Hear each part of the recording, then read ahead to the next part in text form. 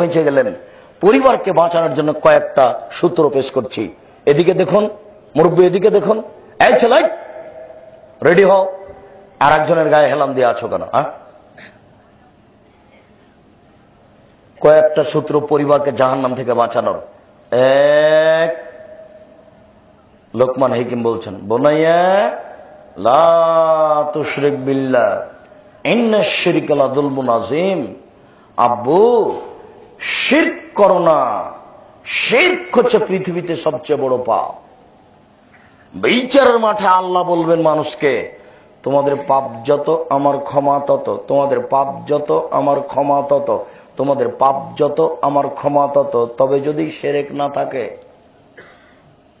বিচারের মাঠে আল্লাহ বলবেন, বিচারের মাঠে আল্লাহ বলবেন, এ আদমের ছেলে মেয়ে শোনো, তোমাদের পাপ যেই পরিমাণ আমার ক্ষমা সেই পরিমাণ, তোমাদের পাপ যেই পরিমাণ আমার ক্ষমা সেই পরিমাণ, তোমাদের পাপ যেই পরিমাণ আমার ক্ষমা সেই পরিমাণ, তবে যদি শিরক না করো। এই ছেলে, তোমার ঈমান কেটে গেল, বিচারের মাঠে ক্ষমা হবে না অষ্টাধাতুর আংটিতে। আর তোমার মায়ের ঈমান কেটে গেছে জন্ম দিবসে।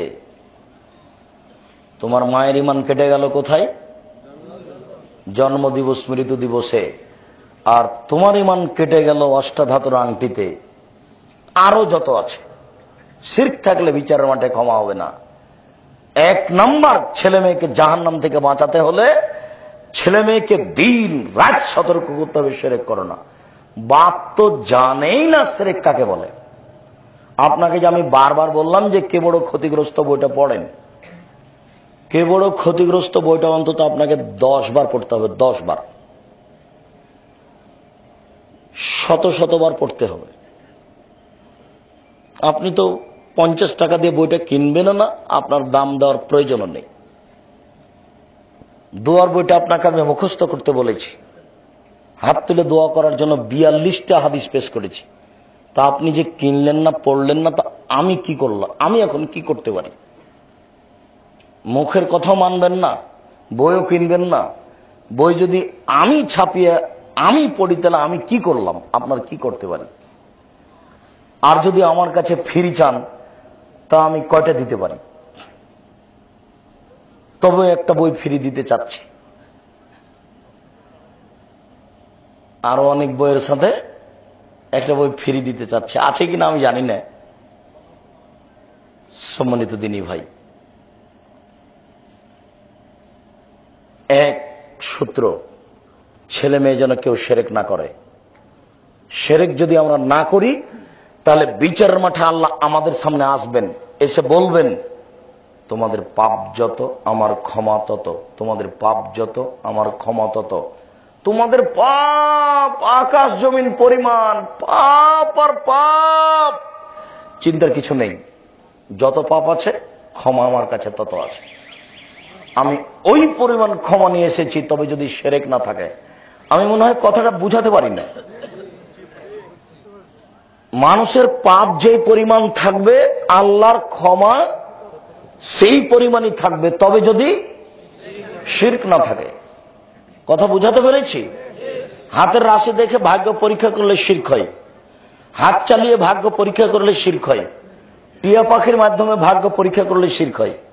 কালকে টিয়া পাখির লোকটাকে আগে গিয়ে এক থাপ্পড় মারবেন, মারার পরে যদি বলে কেন মারলেন, তখন আপনি বলবেন, কি ব্যাপার, আমি যে তোমাকে মারবো এটা তুমি টিয়া পাখির মাধ্যমে জেনে নিতে পারোনি? ডাক্তার ভালোতে বাচ্চা বেঁচে গেল, এই কথা বললে শিরক হয়। ড্রাইভার ভালোতে গাড়ি অ্যাক্সিডেন্ট হলো না, এই কথা বললে শিরক হয়। মাঝি ভালোতে নৌকা ডুবলো না, এই কথা বললে শিরক হয়। গরুকে লাথি মারা যায় না, এই কথা বললে শিরক হয়। তুলসী গাছ তুলে ফেলা যায় না, এ কথা বললে শিরক হয়। টিকটিক করলো, আমি ঠিক কথা বলেছি, এই কথা বললে শিরক হয়। জামা কলা খেলে যমজ সন্তান হতে পারে, এই কথা বললে শিরক হয়। গাভীর গলায় চামড়া ঝুলিয়ে দেওয়া হয়েছে যেন দুধ নষ্ট না হয়, এই কাজ করলে শিরক হয়। চোখের কসম খেলে শিরক হয়।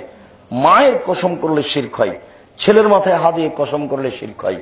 মাদুলি গলাতে তাবিজ হাতে ঝোলালে শিরক হয়। কালো সুতায় গিরা দিয়ে বাচ্চার গলায় ঝুলিয়ে দিলে শিরক হয়। সম্মানিত দিনী ভাই, হাত থেকে গিলাস পড়ে গেছে, কুটুম্ব আসতে পারে, এই কথা বললে শিরক হয়। ঘরের উপরে কাক ডাকছে, কুটুম্ব আসতে পারে, এই কথা বললে শিরক হয়। শুনুন,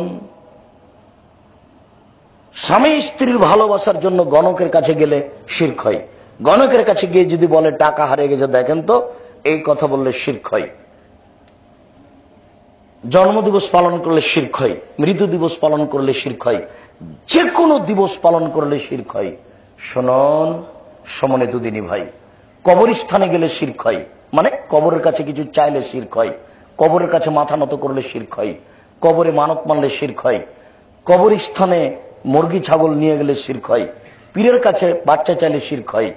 গাজীপুরে নাকি খুব পীর বেশি, তরিকাপন্থী খুব বেশি, ওদের ইবাদত লাগে না। এই সব পীরের কাছে গেলে শিরক হয়, পীরের কাছে বাচ্চা চাইলে শিরক হয়। তোমার পাপ যত আমার ক্ষমা তত, তোমার পাপ যত আমার ক্ষমা তত, তোমার পাপ